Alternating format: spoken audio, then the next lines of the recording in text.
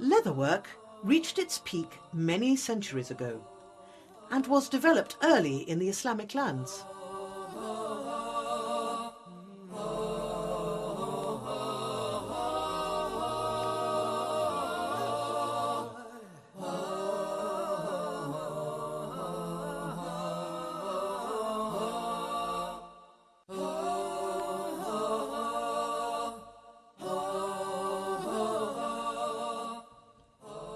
Once, leather was carefully hand-tanned, using techniques developed to create a variety of useful objects. Leather tanning may be of two main varieties, either with vegetables or minerals.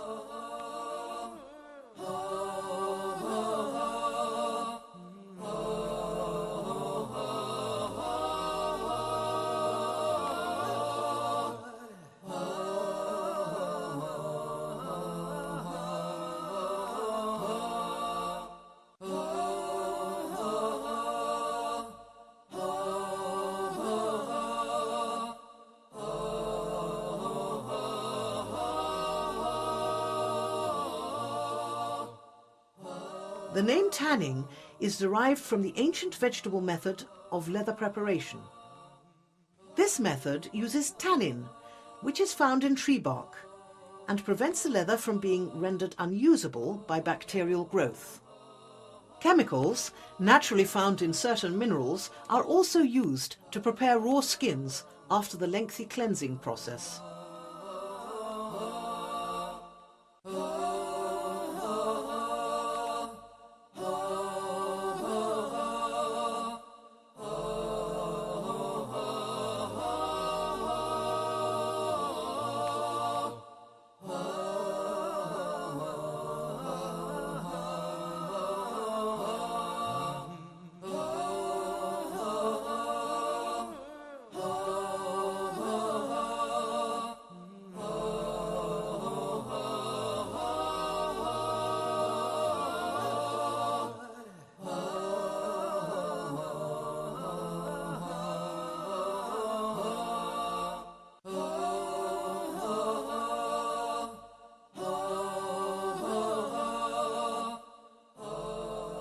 Leather was used throughout ancient times in saddles, pouches, water bags, harnesses, boats, armour and in durable furnishings. Today, much of the leatherwork is done for decorative crafts.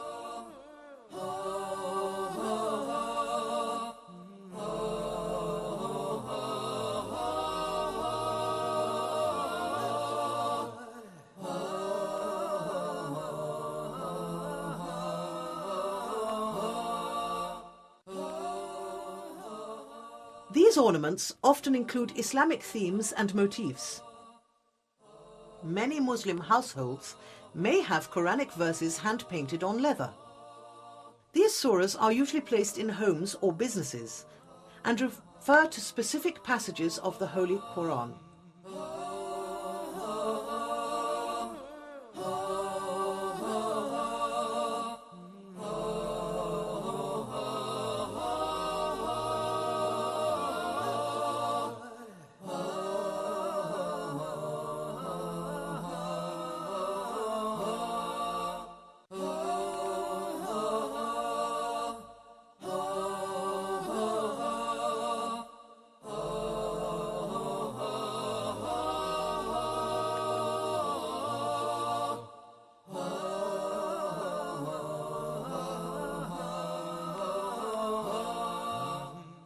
The 99 names of Allah are sometimes tooled or done in a traditionally Islamic calligraphic style on leather wall hangings. What is often referred to as the Tree of the Prophet may contain differing Islamic references. Often, the wives of the Prophet are represented in this manner. Historically, in many countries, leatherworking was looked upon as a lesser occupation. In some cases, these workers were even forced to live outside a village or town.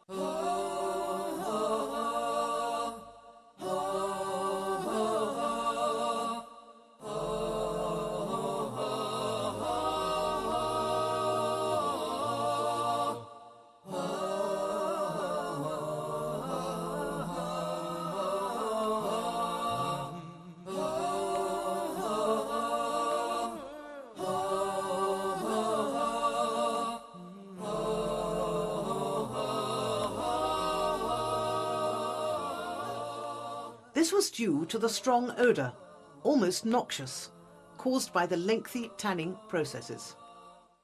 In Muslim countries, leather workers have always been considered to be performing a useful service. In a conscientious Islamic country, any work done with good intention is equal to any other.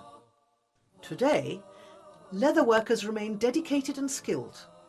This type of hand tanning is often strenuous and takes weeks of preparation.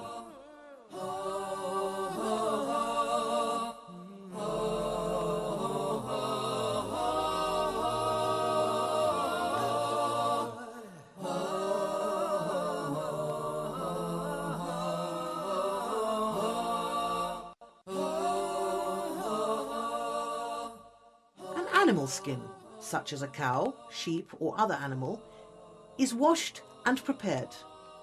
This process involves the removal of hair, grease and salting. In some instances, the hair is deliberately kept, and this requires more intensive methods to prevent hardening of the hide.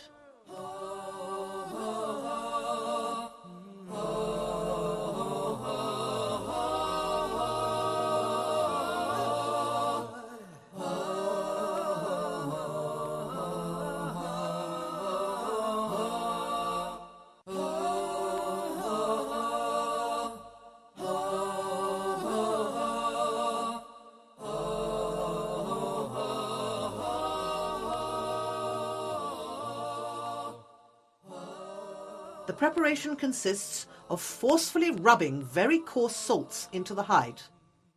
This salt draws out any toxins and moisture in the skin. The skin will require several rigorous saltings and must be dried in the strong sun. In the leather workshop, after the initial hide preparation, the skin is washed and dried. This large wooden spin will help cleanse and soften the leather. Finished leather products are sometimes tooled with a specific design. These designs are often the traditional floral motifs in slightly varied but oft-repeating patterns.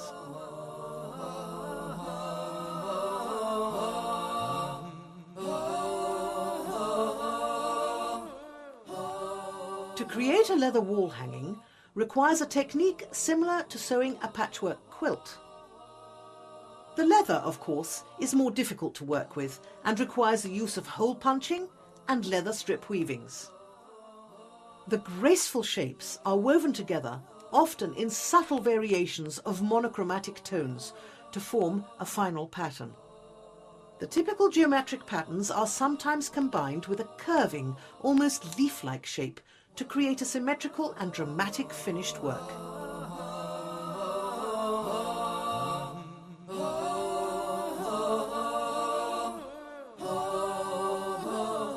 In addition to the Quranic verses seen on many leather crafts, leather workers also design traditional furnishings.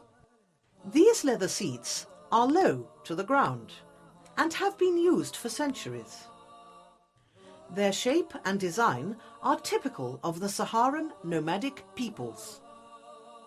These highly stylized designs are now much copied and used throughout the world.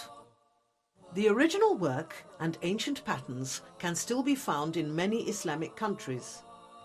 The importance of the leather worker, who is much appreciated today in all lands, was always held up as a valuable artisan in every Muslim land.